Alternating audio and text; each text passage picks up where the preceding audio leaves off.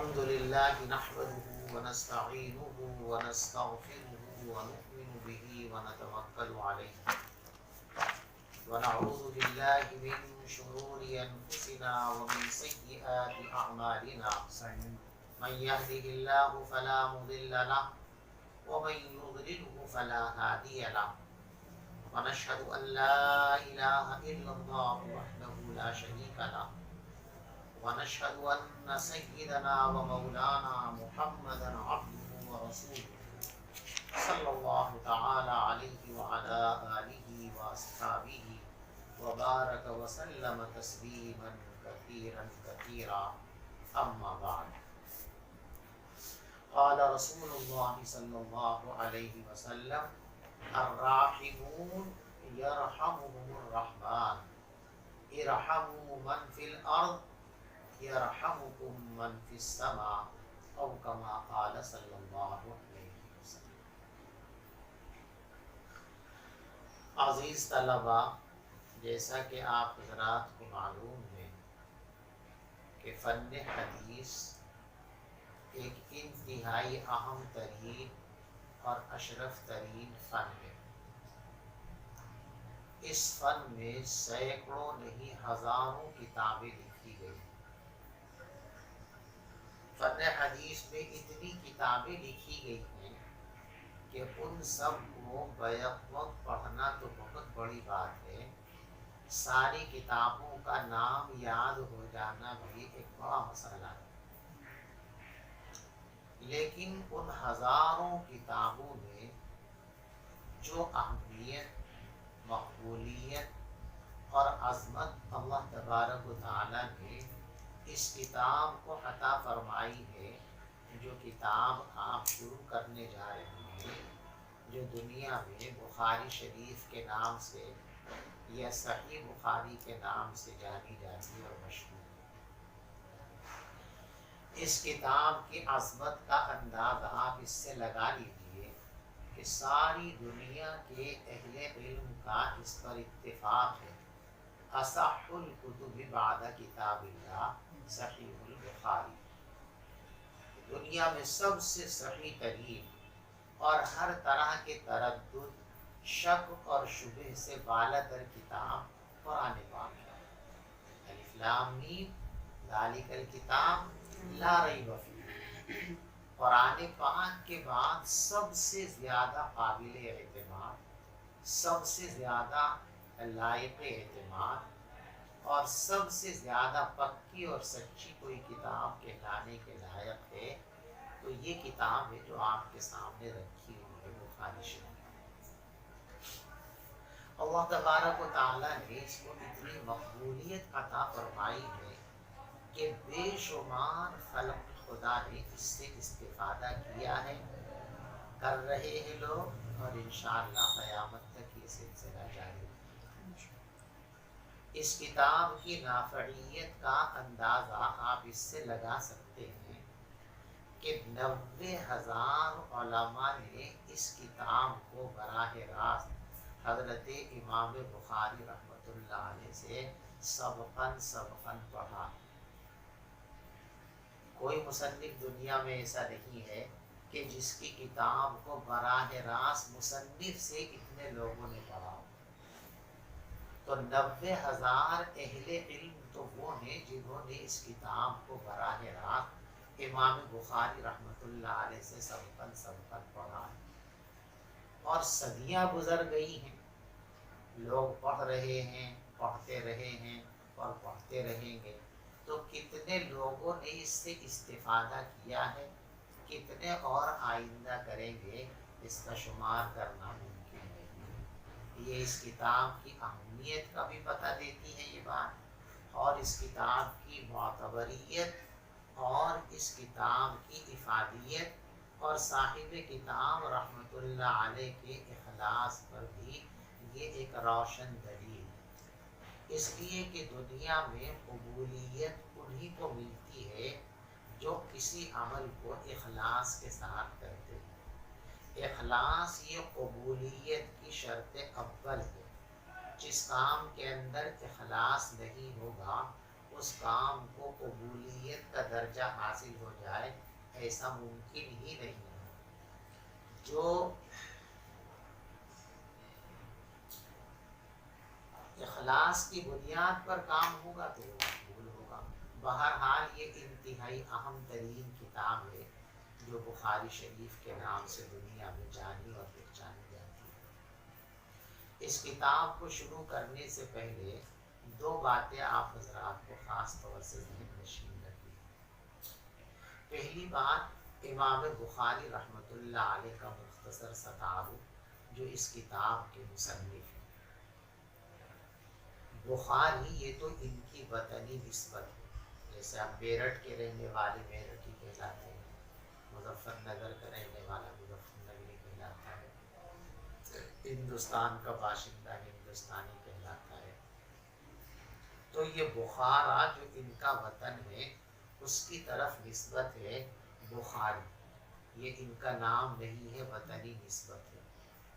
ان کا نام ہے محمد اور والد محترم کا نام ہے اسماعیل اور دادا کا نام ہے ابراہیم اور پردادا کا نام ہے مغیرہ اور مغیرہ کے والد ہیں بردسبہ، یہ تو مجوسی تھے۔ مغیرہ سب سے پہلے اسلام میں داخل ہوئے، ان کے بیٹے ابراہیم ہیں، ابراہیم کے بیٹے اسماعیل ہیں اور اسماعیل کے بیٹے محمد ہیں۔ امام بخاری رحمۃ اللہ علیہ کے جو والد گرامی ہیں جن کا نام اسماعیل ہے، وہ بھی اپنے وقت کے بڑے محدث تھے۔ تاریخ کبیر یہ امام بخاری رحمۃ اللہ علیہ کی ایک بڑی شاندار کتاب ہے، 5 جلدوں پر مشتمل ہے، جس میں اسماء الرجال کا تذکرہ ہے۔ اس میں امام بخاری رحمۃ اللہ علیہ نے اپنے والد کا تذکرہ فرمایا کہ امام محمد جو ہے حضرت اسماعیل رحمۃ اللہ علیہ جو ان کے والد ہیں، انہوں نے مختلف لوگوں سے حدیثیں سنی ہیں، اور عبداللہ ابن مبارک رحمۃ اللہ علیہ جو حضرت امام بخاری رحمۃ اللہ علیہ کے استاد ہیں اور امام اعظم ابو حنیفہ رحمۃ اللہ علیہ کے شاگرد ہیں، ان سے مسافہ کرنے کی سعادت بھی اسماعیل کو حاصل ہے۔ تو امام بخاری رحمۃ اللہ علیہ کا نام کیا ہے بھی؟ محمد، اور والد کا نام اسماعیل، دادا کا نام ابراہیم، پردادا کا نام مغیرہ۔ کنیت ان کی ابو عبداللہ ہے۔ دیکھو امام بخاری رحمۃ اللہ علیہ کے کوئی اولاد نہیں ہے، تو بعض لوگوں کو یہ سوال ہوا کہ کنیت تو اولاد کے ساتھ ہوتی ہے، ابو فلاں ابو فلاں، جب ان کے کوئی بیٹا ہی نہیں ہے تو پھر یہ ابو عبداللہ کیسے ہو گئے؟ تو اس کے 2 جواب ہو سکتے ہیں۔ ایک تو یہ ہے کہ بہت ممکن ہے کہ ان کے کوئی لڑکا پیدا ہوا ہو عبداللہ نام کا، اس کی بنیاد پر ابو عبداللہ کنیت ہو اور بچپن ہی میں اس کا انتقال ہو گیا ہو، اس لیے اولاد کے تذکیر کے طور پر اس کا ذکر نہیں ملتا بات ہے۔ اور دوسرا جواب اس کا یہ ہے جو زیادہ اچھا اور بہتر ہے کہ کنیت کے لیے ضروری نہیں ہے کہ اولاد ہی کے نام پر کنیت ہو، کبھی کبھی کنیت کسی عزیز کے نام پر بھی رکھ دی جاتی ہے، جیسے حضرت عائشہ صدیقہ رضی اللہ تعالی عنہا نے ایک مرتبہ نبی پاک صلی اللہ علیہ وسلم سے عرض کیا کہ حضرت آپ کی جو ازواج مطہرات ہیں ان سب کی تو کنیتیں ہیں اور میری کوئی کنیت نہیں کیونکہ میرے کوئی اولاد ہی نہیں۔ تو آپ نے فرمایا کہ ٹھیک ہے، تم اپنے بھانجے عبداللہ کے نام پر اپنی کنیت رکھ لو، ام عبداللہ۔ تو حضرت عائشہ صدیقہ رضی اللہ تعالی عنہا کے اولاد نہیں ہے، بھانجے کی بنیاد پر آپ کی کنیت ام عبداللہ ہے۔ ایسی ہو سکتا ہے کہ حضرت امام بخاری رحمۃ اللہ علیہ نے بھی یہ ابو عبداللہ کنیت کسی عزیز و قریب کے نام سے طے فرما لی ہو۔ بہرحال ابو عبداللہ ان کی کنیت ہے اور بخاری شریف میں جہاں جہاں بھی امام بخاری رحمۃ اللہ علیہ کا احادیث پر یا کسی مسئلے پر تبصرہ آئے گا تو وہ اسی کنیت کے ساتھ آئے گا، قال ابو عبداللہ کذا، قال ابو عبداللہ کذا، قال ابو عبداللہ کذا۔ تو جہاں بھی آئے گا قال ابو عبداللہ، اس سے کون مراد ہوں گے؟ حضرت امام بخاری رحمۃ اللہ علیہ۔ یہ ابو عبداللہ امام بخاری رحمۃ اللہ علیہ کی کنی ہے، اور لقب ہے ان کا امیر المؤمنین فی الحدیث، کہ فن حدیث کے بادشاہ ہیں، ان سے بڑا درجہ کسی اور کو حاصل نہیں ہے۔ امام بخاری رحمۃ اللہ علیہ کو اللہ نے بڑی صلاحیتیں اور اعلیٰ درجے کی قوت حافظہ عطا فرمائی۔ جب ان کی عمر صرف 11 سال کی تھی تو اس زمانے کے انتہائی مشہور محدث کے سبق میں حاضر ہوئے تو سند میں ان کی معمولی سی غلطی کو پکڑ لیا۔ بڑا مجمع تھا اور وہ شیخ اپنے شاگردوں کو پڑھا رہے تھے، تو انہوں نے سند بیان کرنے میں ایک معمولی سی غلطی، راوی کا نام تھا زبیر، سہون ان کی زبان پر آ گیا ابو الزبیر۔ امام بخاری رحمۃ اللہ علیہ نے فرمایا کہ ابو الزبیر سے فلاں صاحب کوئی روایت نہیں کرتے، ایسے کہ نہیں، ایسا نہیں۔ تو وہ شیخ اٹھ کر کے اندر گئے اور ان کی جو کاپی حدیث کی مخطوطہ لکھی ہوئی رکھی تھی اس کو جا کر کے دیکھا تو واقعتاً وہی بات صحیح تھی جو امام بخاری رحمۃ اللہ علیہ نے بیان فرمائی تھی۔ ان شیخ نے آ کر فرمایا کہ لڑکے، اگر یہ بات غلط ہے جو میں کہہ رہا ہوں تو پھر صحیح بات کیا ہے؟ امام بخاری رحمۃ اللہ علیہ نے صحیح سند بیان فرمائی تو انہوں نے اس کی تصدیق فرمائی کہ ہاں جو تم کہتے ہو وہی صحیح ہے، اور مجھ سے اس سلسلے کے اندر لغزش ہوئی ہے۔ یہ ان کا درجہ اور مقام تھا۔ امام بخاری رحمۃ اللہ علیہ در یتیم ہیں، یعنی بچپن ہی میں ان کے والد محترم کا انتقال ہو گیا تھا، والدہ نے ان کی پرورش فرمائی اور پرورش کا اور تربیت کا حق ادا کیا۔ واقعتاً بعض عورتیں ایسی ہوتی ہیں کہ ان کا امت پر بڑا احسان ہوتا ہے۔ امام بخاری رحمۃ اللہ علیہ کی والدہ بھی انہی مبارک ہستیوں میں سے ہیں کہ پوری امت پر ان کا اتنا بڑا احسان ہے کہ پوری امت مل کر ان کے اس احسان کا بدلہ نہیں چکا سکتی۔ انہوں نے ان کی تربیت کی اور ان کے لیے محنتیں کی، دعائیں کی۔ یہ بچپن ہی میں اتفاق سے نابینا ہو گئے، ان کی والدہ کو بڑی فکر ہوئی اور روتی تھی، دعائیں کرتی تھی، یوں کہتی تھی اللہ سے کہ اے اللہ، میں نے اپنے بیٹے کا نام محمد اس لیے رکھا تھا کہ یہ بڑا ہو کر اصلی محمد صلی اللہ علیہ وسلم کی حدیثوں کی خدمت کر سکے، کچھ کام کر سکے۔ اب یہ نابینا ہو گیا تو نابینا یہ کام کیسے کرے گا؟ اس لیے آپ میرے اس بچے کی بینائی کو واپس فرما دیجیے۔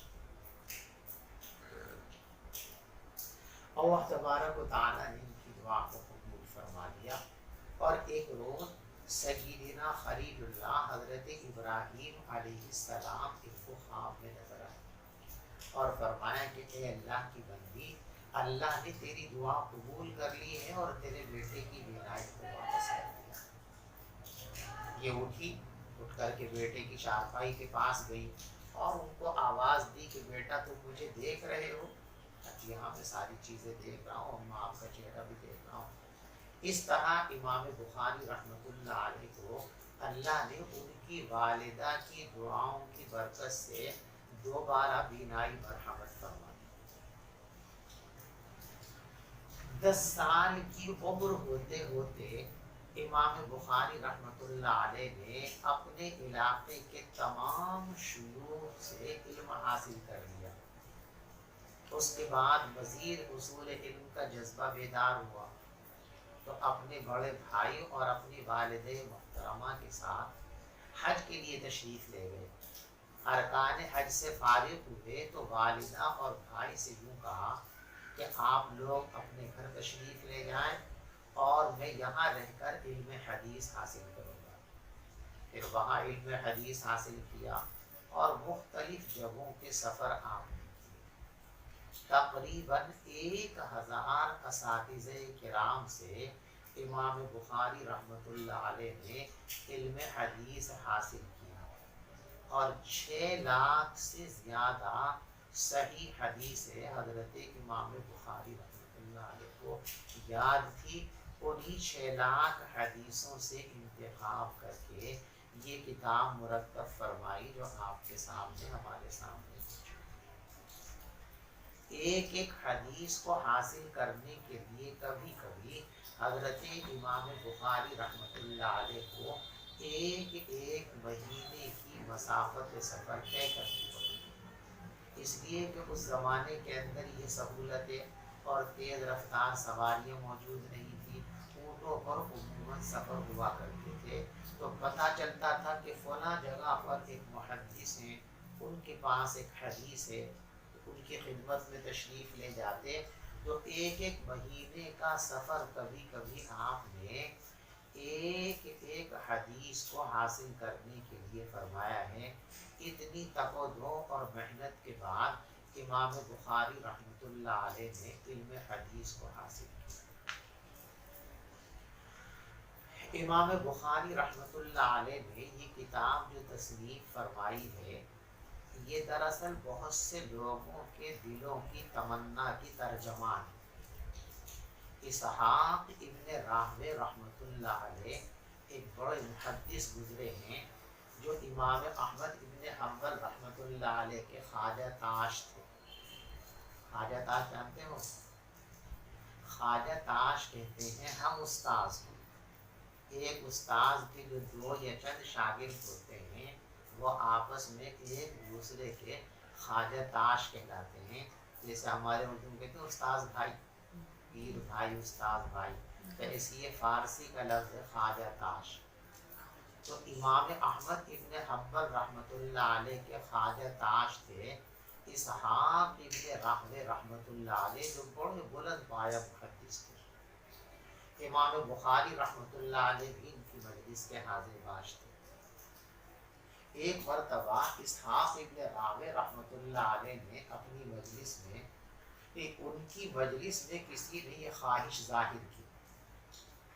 دیکھو بعض لوگ وہ کہتے ہیں کہ اسحاق ابن راہوے رحمۃ اللہ علیہ نے بخاری شریف لکھنے کی تمنا اور گزارش کی تھی، لیکن یہ صحیح نہیں ہے۔ استاد محترم حضرت مولانا مفتی سعید احمد صاحب پالنپوری نور اللہ مرقدہ اس بات کی تشریح فرماتے ہیں کہ صحیح بات یہ ہے کہ اسحاق ابن راہوے رحمۃ اللہ علیہ کی مجلس میں کسی دوسرے عالم نے یہ تمنا ظاہر کی۔ انہوں نے عرض کیا تھا کہ حدیثیں بہت زیادہ ہو گئی۔ دیکھو ایک بات ذہن نشین کر دو، متقد حدیث کا ایک ہے متن اور ایک ہے حدیث کی سند۔ زمانے قدیم کے اندر یہ بات تھی کہ سند کے بدلنے سے حدیث بدل جاتی تھی۔ جیسے بخاری شریف کی پہلی حدیث ہے انما الاعمال بالنیات، اس کو نبی پاک صلی اللہ علیہ وسلم سے حضرت عمر فاروق رضی اللہ تعالیٰ نقل کرتے ہیں، ان سے علقمہ نقل کرتے ہیں، ان کے بعد پھر اس کے بعد اس کو نقل کرنے والے ایک شیخ سے 500 لوگ، تو اب 500 حدیث کہلائی۔ کتنی؟ یعنی جتنی سندیں بڑھ جاتی تھی، ہر سند ایک حدیث، دوسری سند دوسری حدیث، تیسری سند تیسری حدیث۔ یعنی یہ جو ہم پڑھتے ہیں اور سنتے ہیں کہ 6 لاکھ حدیث یاد تھی، 7 لاکھ حدیث یاد تھی، 5 لاکھ حدیث یاد تھی، تو 6 لاکھ 7 لاکھ 5 لاکھ حدیثوں کا متن نہیں، حدیثوں کا جو متن ہے اس کی گنتی تو ہزاروں میں، لاکھوں میں نہیں۔ یہ جو حدیث کی گنتی لاکھوں میں پہنچی ہوئی ہے، یہ بنیاد یہ ہے کہ تعدد سند کو تعدد حدیث مانا گیا۔ ایک روایت کی ایک سند ایک حدیث اسی روایت کو دوسری سند سے بیان کیا گیا تو سند بدل کر دوسری حدیث، اسی روایت کو تیسری سند سے بیان کیا گیا تو سند بدل گئی، تیسری حدیث ہوگی، چوتھی، پانچویں، چھٹی۔ تو اب یہ پہلی روایت جو ہے، اس روایت کو 500 سندوں کے ساتھ بعد میں لوگوں نے بیان کیا، تو اس طرح سندوں کے بدلنے سے حدیثیں بدل جاتی تھی، اس لیے اس کی تعداد بڑھ جاتی تھی۔ تو یوں کہا کہ حدیثوں کی تعداد تو لاکھوں میں پہنچ گئی ہے، اتنی ساری حدیثوں کو یاد رکھنا یہ بھی ہر شخص کے لیے ممکن نہیں ہے، اور پھر اتنی ساری حدیثوں میں سے عمل کے لیے حدیثوں کا انتخاب کر لینا یہ بھی ہر کس و ناقص کے بس کی بات نہیں ہے۔ تو ایسا ہو جائے کہ ایک ایسا حدیث کا مجموعہ ہو کہ جس میں ضرورت کے تمام احکام کے متعلق روایتیں ہوں اور وہ مختصر ہو۔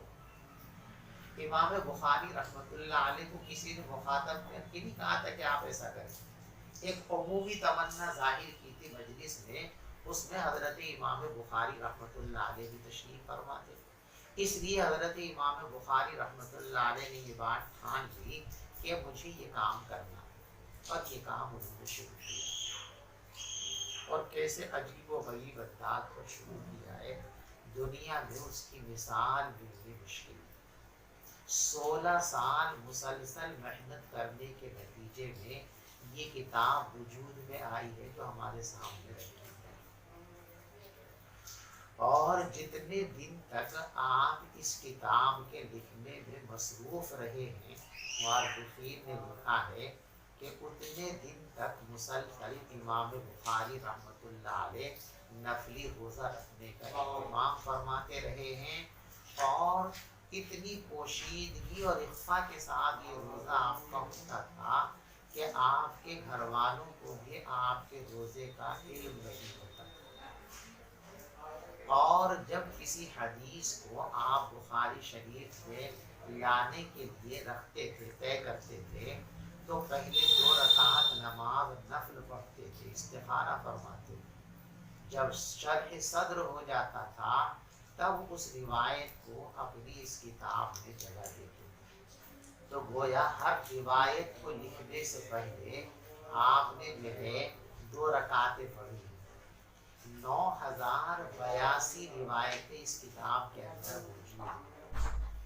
تو 9 دونی 18، یعنی 18,500 کے قریب نوافل پڑھے ہیں امام بخاری رحمۃ اللہ علیہ نے، محض اس کتاب کی حدیثوں کو نقل کرنے کے لیے، اور نماز سے پہلے غسل کا معمول تھا، ہر روایت کو لکھنے سے پہلے جب کسی روایت کے بارے میں ذہن ہو گیا کہ یہ روایت بخاری شریف میں لانے کے لائق ہے تو پہلے غسل فرماتے تھے، غسل فرمانے کے بعد جو ہے 2 رکعت نماز پڑھتے تھے، اس کے بعد اس روایت کو اپنی اس کتاب کے مسودے کے اندر جگہ دیا کرتے تھے۔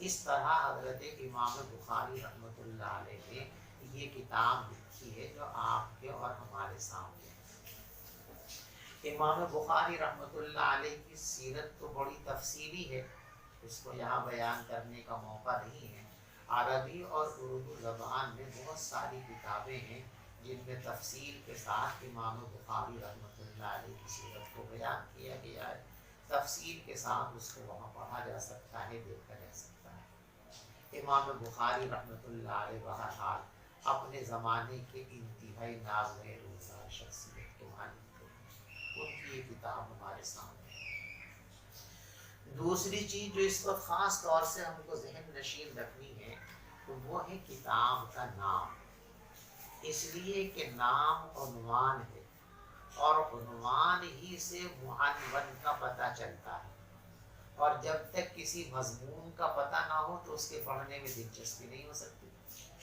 ایک کتاب ہمارے سامنے رکھی ہوئی ہے، اس کے نام کو دیکھ کر ہمیں پتہ چلتا ہے بھی حدیث کے متعلق ہے، قرات کے متعلق ہے، تفسیر کے متعلق ہے، فلاں کے متعلق ہے، تو اس مضمون میں ہماری دلچسپی ہوتی ہے تو اس کتاب کو پڑھ لیتے ہیں، اور دلچسپی نہ ہو تو جب تک کتاب میں کیا ہے یہ پتہ نہ ہو تب تک کتاب کی طرف میلان نہیں ہو سکتا۔ اس لیے کتاب کا نام رکھا جاتا ہے۔ نام گویا کہ کتاب کے مضمون کا آئینہ ہوتا ہے، نام پڑھ کر کے پتہ چلتا ہے کہ کتاب میں کیا کچھ لکھا ہوا ہے، کیا کچھ اس کے اندر بیان کیا گیا ہے، اس لیے نام کا جان لینا بھی ضروری ہے۔ پوری دنیا میں یہ کتاب بخاری شریف کے نام سے مشہور ہے، لیکن بخاری شریف اس کا نام نہیں ہے۔ جیسے آپ ایک کتاب پڑھیں گے طحاوی شریف، تو طحاوی شریف اس کا نام نہیں ہے، اس کتاب کا اصل نام ہے شرح معانی الآثار المرویہ المختلفہ۔ وہ حدیث ہے جو فقہی ابواب میں بظاہر ایک دوسرے کے متعارض نظر آتی ہیں، ان کی ایسی تشریح کہ جس کی وجہ سے تعارض ختم ہو جائے۔ طحاوی شریف، دیکھو دور حدیث شریف میں جتنی کتابیں آپ حدیث کی پڑھیں گے، ان میں دو ہی کتابیں ایسی ہیں جو حنفی بزرگوں کی لکھی ہوئی ہیں، ایک موطا امام محمد اور ایک طحاوی شریف۔ باقی جتنی کتابیں ہیں ان سب کے مصنفین حنفی نہیں۔ تو امام طحاوی رحمۃ اللہ علیہ کی یہ کتاب بڑی عظیم الشان کتاب ہے، اور وہ انہوں نے اسی لیے لکھی تھی، اس کے دیباچے میں بھی لکھا ہے کہ میری اس کتاب کے لکھنے کا مقصد یہ ہے کہ جن احادیث میں بظاہر ہم کو تعارض نظر آتا ہے، حقیقت میں تعارض نہیں ہے، اس لیے کہ پیغمبر علیہ السلام سے زیادہ دنیا میں عقل مند کوئی پیدا نہیں ہوا، اور عقل مند کی باتوں میں تعارض نہیں ہوتا۔ پھر مزید یہ کہ آپ کی باتیں نہیں ہیں، بلکہ اللہ تبارک و تعالیٰ کی باتیں، گفتگے وہ گفتگے اللہ ہوا۔ اچھا ہو گیا ٹائم؟ نہیں جی ابھی نہیں۔ گفتگے وہ گفتگے اللہ ہوا، نبی کا بولا ہوا، نبی کا فرمان اللہ کا فرمان ہوتا ہے، جیسے قرآن پاک میں ہے وَمَا يَنْطِقُ عَنِ الْهَوَىٰ إِنْ هُوَ إِلَّا وَحْيٌ يُوحَىٰ۔ نبی اپنی طرف سے کچھ نہیں فرماتے، آپ کی زبان مبارک پر جو کچھ بھی آتا ہے وہ اللہ کی طرف سے آنے والی وحی ہوتی ہے، تو اس میں تعارض کا سوال ہی پیدا نہیں ہوتا۔ تعارض جو ہوتا ہے در حقیقت وہ ہماری کم علمی کا یا کم فہمی کا نتیجہ ہوتا ہے۔ کسی بات کو پورے طور پر ہم سمجھ نہیں پاتے، اس ہماری کم فہمی کی وجہ سے ہم کو ایسا لگتا ہے کہ یہ حدیث اس کے خلاف ہے اور یہ حدیث اس کے خلاف ہے۔ لیکن جب آدمی علم کے کمال کو پہنچ جاتا ہے، کمال علم کا مقام کسی کو مل جاتا ہے، تو پھر اس کو نصوص شرعیہ کے اندر تعارض نظر نہیں آتا۔ جیسے حضرت گنگوہی رحمۃ اللہ علیہ کے بارے میں مشہور ہے، حضرت گنگوہی رحمۃ اللہ علیہ جب حضرت حاجی امداد اللہ مہاجر مکی رحمۃ اللہ علیہ سے بیعت ہوئے، تو بیعت کے کافی دن گزرنے کے بعد خود پیر نے خط بھیجا مرید کو۔ حضرت حاجی صاحب رحمۃ اللہ علیہ نے حضرت گنگوہی رحمۃ اللہ علیہ کو خط لکھا کہ بھائی مولوی رشید احمد جتنے ہمارے مریدین ہیں سب ہمیں اپنے خطوط کے ذریعے اپنے احوال سے مطلع کرتے رہتے ہیں، لیکن آپ نے ابھی تک اپنے احوال سے مطلع نہیں فرمایا۔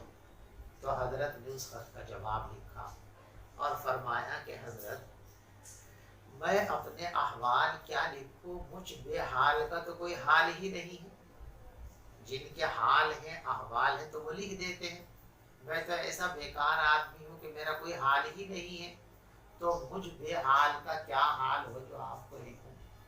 لیکن آپ کے ارشاد کے مطابق جو کچھ محسوس کرتا ہوں وہ لکھ رہا ہوں۔ فرمایا کہ آپ کی جوتیوں کے طفیل 3 باتیں اپنے اندر محسوس کرتا ہوں۔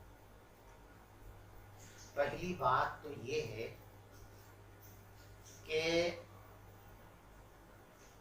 شریعت کے تقاضے طبیعت کے تقاضے بن گئے۔ دوسری بات یہ ہے کہ اب نصوص شرعیہ میں کوئی تعارض نظر نہیں آتا، اور تیسری بات یہ ہے کہ اب مادح اور ذام دونوں برابر ہو گئے۔ علماء لکھتے ہیں کہ یہ تین کمالات کا ذکر کیا گیا، اوامر شرعیہ، اوامر طبعیہ بن گئے ہیں، یہ کمال عبادت ہے، کمال بندگی، یعنی اب یہ کیفیت پیدا ہو گئی ہے کہ جیسے بھوک لگتی ہے، پیاس لگتی ہے، اور بھوک اور پیاس لگنے پر انسان الفت محسوس کرتا ہے، اور جب تک اس بھوک کو مٹانے کے لیے کھانا نہ کھا لے تب تک چین نصیب نہیں ہوتا، پیاس کو مٹانے کے لیے جب تک پانی نہ پی لے تو سکون نہیں ملتا۔ اب ایسے ہی نماز کے وقت نماز جب تک نہ پڑھ لیں ایسی بے چینی ہوتی ہے جیسے شدت پیاس اور شدت بھوک کے اندر بے چینی ہوتی ہے۔ جیسے شدت پیاس کے اندر آدمی مشتاق ہوتا ہے ٹھنڈے پانی کا، شدت بھوک کے اندر مشتاق ہوتا ہے کھانے کا، اس طرح عبادت کے لیے شوق اور عبادت کی تمنا میرے دل کے اندر رہتی ہے۔ تو اوامر شرعیہ اوامر طبعیہ بن گئی، شریعت طبیعت بن گئی ہے۔ آدمی اللہ کی ایسی بندگی اختیار کرے، ایسا اپنے اندر اللہ کی محبت کا جذبہ پیدا کرے کہ احکام خداوندی کو پورا کرنے میں اس طرح مزہ آنے لگے جس طرح اپنی طبعی ضرورتوں کو پورا کرنے میں انسان کو مزہ آتا ہے اور انسان کو سکون ملتا ہے۔ تو جب یہ کیفیت پیدا ہو جائے تو اس کا مطلب ہے کمال عبادت۔ اور فرمایا نصوص شرعیہ کے اندر تعارض نظر نہیں آتا، یہ کمال علم ہے۔ تو جب انسان علم کے کمال کو پہنچ جاتا ہے تو اب شریعت کی کوئی نص، شریعت کی کوئی بات، شریعت کا کوئی حکم اس کو ایک دوسرے کے خلاف نظر نہیں آتا، اس لیے کہ شریعت کی کوئی بات دوسری بات کے خلاف ہو ہی نہیں سکتی۔ جو تعارض ہم کو نظر آتا ہے وہ ہمارے کمال علم نہ ہونے کی وجہ سے، نقصان علم کی وجہ سے ہوتا ہے۔ سمجھنا ہے؟ اور فرمایا کہ مادح اور ذام یہ دونوں برابر ہو گئے، یہ کمال اخلاق، اور یہی تین کمال ہیں جو انسان کو ملکوتیت تک پہنچاتے ہیں۔ کمال عبادت ہونا چاہیے، کمال علم ہونا چاہیے، اور کمال اخلاق ہونا چاہیے۔ یوں بھی کہہ سکتے ہیں کہ کمال ایمان، کمال علم، کمال اخلاق۔ تو ایمان کا کمال یہ ہے کہ شریعت اس طرح محبوب ہو جائے کہ جس طریقے سے طبعی تقاضے محبوب ہوتے ہیں۔ کمال علم یہ ہے کہ شریعت کی ہر بات صحیح نظر آنے لگے۔ کمال اخلاق یہ ہے کہ صرف اللہ پر نظر ہو، بندوں پر نظر نہ ہو۔ مادح کے معنی تعریف کرنے والا، ذام کے معنی مذمت کرنے، یعنی نفس ایسا اللہ کی جانب متوجہ ہو گیا ہے کہ اب مخلوق کی کوئی پرواہ ہی نہیں ہے۔ کوئی اچھا کہتا ہے تو نفس میں خوشی نہیں ہوتی، برا کہتا ہے تو کوئی تکبر نہیں ہوتا، کوئی برا کہے تو تکبر نہیں، اچھا کہے تو کوئی عجب نہیں ہوتا، کوئی خوشی نہیں ہوتی ہے۔ مادح اور ذام برابر ہوئے۔ تو بہرحال امور شرعیہ میں تعارض نہیں ہوتا۔ امام طحاوی رحمۃ اللہ علیہ نے اسی چیز کے واسطے یہ کتاب لکھی جس کا نام رکھا شرح معانی الآثار المرضیہ المختلفہ فی الاحکام۔ یہ پورا نام ہے طحاوی شریف کا۔ اگر آدمی یہ نام یاد رکھے گا دقت ہو جائے گی، تو پھر اس اور مختصر کرا شرح معانی الآثار۔ چنانچہ ٹائٹل پہ جو لکھا ہوا ہے، جو کتابیں چھپ کر کے آتی ہیں اس پہ ٹائٹل بھی کیا ہے، المسمى بشرح معانی الآثار، یہ لکھا ہوا آپ کو دکھے گا۔ لیکن شرح معانی الآثار یہ بھی ہر آدمی کے پلے پڑ جائے تو ضروری نہیں ہے، بہت سے اس کو بھی نہیں سمجھ پاتے۔ تو اب اور ایک منزل نیچے آگے بھی طحاوی شریف، بس مصنف کے نام کی طرف منسوب کر دیا طحاوی شریف۔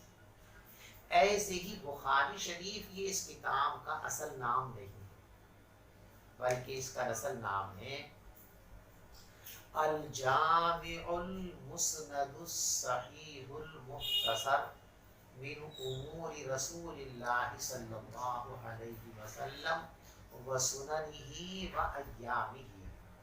یاد رہے گا نا، الجامع المسند الصحیح المختصر من امور رسول اللہ صلی اللہ علیہ وسلم و سننہ و ایامہ.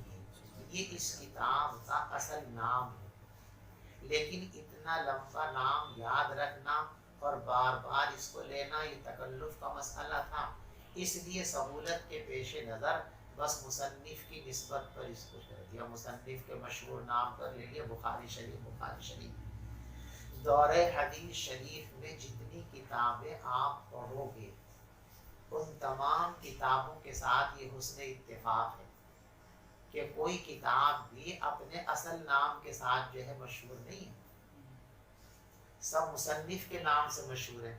بخاری شریف، مسلم شریف، ابو داؤد شریف، ترمذی شریف، نسائی شریف، ابن ماجہ شریف، سب مصنفین کے نام سے مشہور ہیں، اپنے اصل نام سے کوئی بھی مشہور نہیں. بہرحال اس کتاب کا نام ہے الجامع الصحیح المسند، الجامع المسند الصحیح المختصر من امور رسول اللہ صلی اللہ علیہ وسلم من سننہ و ایامہ. ٹھیک ہے، تو یہ نام ہے. دیکھو اس نام میں امام بخاری رحمۃ اللہ علیہ نے 7 لفظوں کا استعمال کیا، 4 من سے پہلے ہیں اور 3 من کے بعد میں. یہ 7 لفظ جو ہے دراصل کتاب کے تعارف پر مشتمل ہیں، 7 نے کتاب کی حیثیت کی طرف رہنمائی کی ہے. ہر لفظ کتاب کی کسی حیثیت کو واضح اور ظاہر کرنے کے لیے. ان 7 لفظوں کی مختصر تشریح آپ ذہن نشین کر دیں. دیکھو سب سے پہلا لفظ ہے الجامع. یہ جو الجامع ہے اس کا لفظی ترجمہ جمع کرنے والا، اکٹھا کرنے والا، یکجا کرنے والا. حدیث پاک میں جو مضمون بیان کیے گئے ہیں اور مضامین کا احصاء کیا ہے محدثین نے 8. یعنی محدثین یوں لکھتے ہیں کہ جتنے مضامین احادیث میں بیان کیے گئے ہیں اگر ہم ان کو انواع کی صورت میں تقسیم کریں تو 8 قسمیں بنتی ہیں. حدیث پاک میں جتنے مضمون بیان کیے گئے وہ 8 طرح کے مضامین. جس کتاب میں ان 8 طرح کے مضامین کو جمع کیا گیا ہو، ایسی حدیثیں لائی گئی ہوں جو ہر مضمون سے متعلق ہوں، ایسی کتاب کو کہتے ہیں جامع. سمجھ گئے بھی؟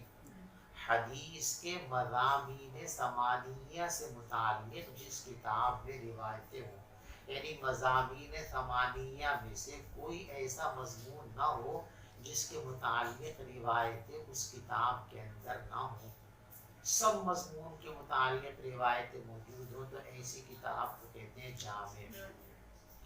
صحاح 6 کے دورے کے اندر آپ پڑھیں گے، ان میں سے 2 کتابیں ایسی ہیں جو بالاتفاق جامع ہیں.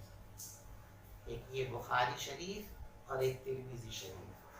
ترمذی شریف بھی جامع ہے اور بخاری شریف بھی جامع ہے.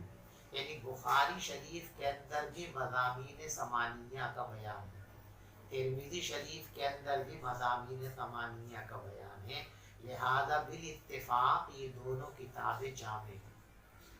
مسلم شریف جو ہے اس کے جامع ہونے اور نہ ہونے میں اختلاف. بعض لوگ اس کو بھی جامع کہتے ہیں، محققین کی رائے یہ ہے کہ وہ جامع نہیں. تو کچھ کہتے ہیں کہ جامع ہے، کچھ کہتے ہیں کہ جامع نہیں. وجہ اس کی یہ ہے کہ حدیث کے جو مضامین ثمانیہ ہیں، 8 مضامین ہیں، ان میں سے ایک مضمون ہے تفسیر.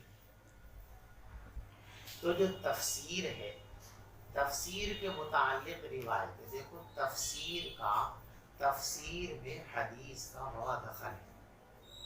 اور آنے پاک کی کچھ آیتیں تو ایسی ہیں کہ جن کا مضمون بالکل واضح ہے، ان کے مضمون کو سمجھنے کے لیے کسی اور حدیث کی مدد لینے کی ضرورت نہیں ہے.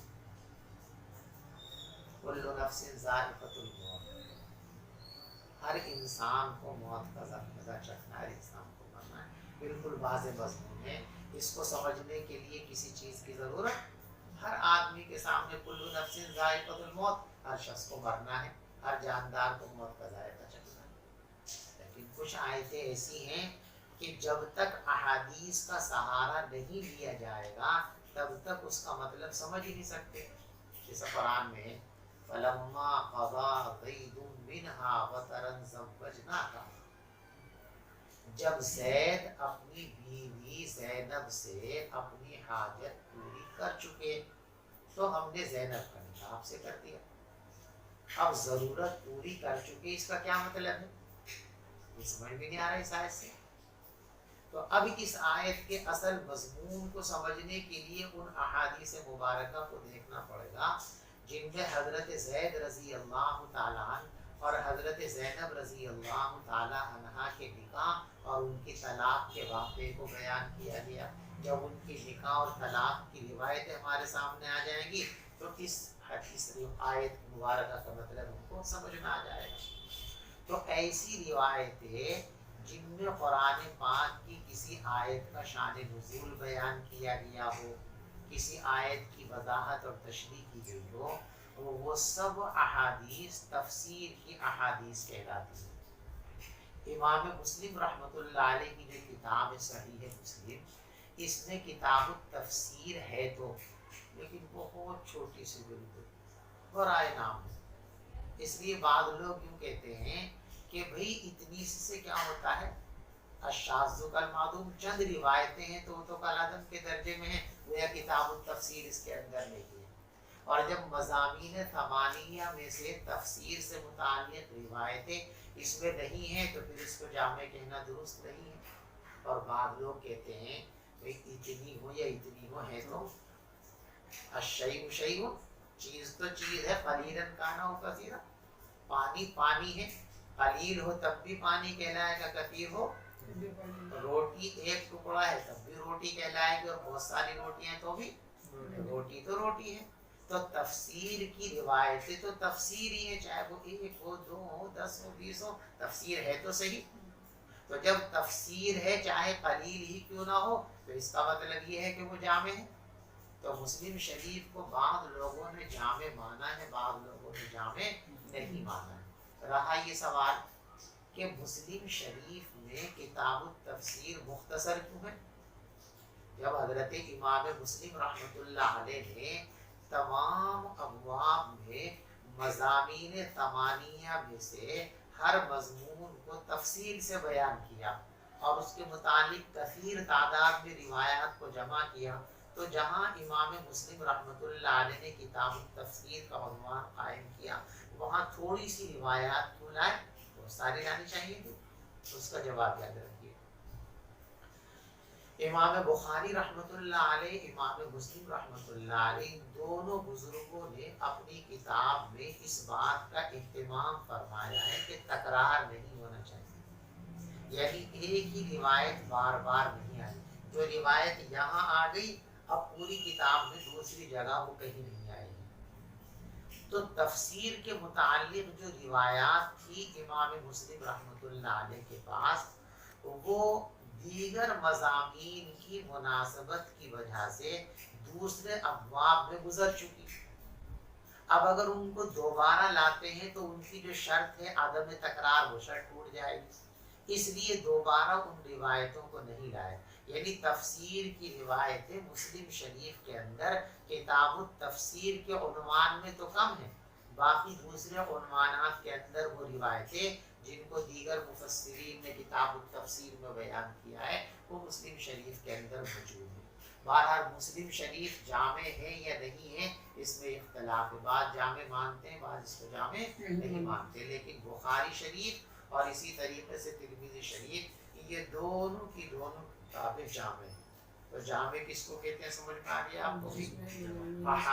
حدیث کے جو مضامین ثمانیہ ہیں، جس کتاب میں ان 8 مضامین کے متعلق روایات کو جمع کیا گیا ہو، ایسی کتاب الجامع کہلاتی ہے۔ اس کا مطلب یہ ہوا جب فرمایا الجامع تو گویا امام بخاری رحمۃ اللہ علیہ نے الجامع فرما کر یہ اشارہ فرما دیا کہ اس کتاب کے اندر آپ کو مضامین ثمانیہ کے متعلق روایت یعنی 8 مضامین کے متعلق تفصیل سے روایت آپ کے سامنے اس کتاب کے اندر پیش کی جائیں گی. سمجھ میں آگئی بات؟ دوسرا لفظ ہے الصحیح. دیکھو صحیح ایک تو اردو کا صحیح ہے جو غلط کے بالمقابل بولا جاتا ہے، عربی میں بولا. تو ایک صحیح ہے جو یقابل الغلط، غلط کے مقابل آتا. ھذا صحیح وماذا یقابل وهو غلط.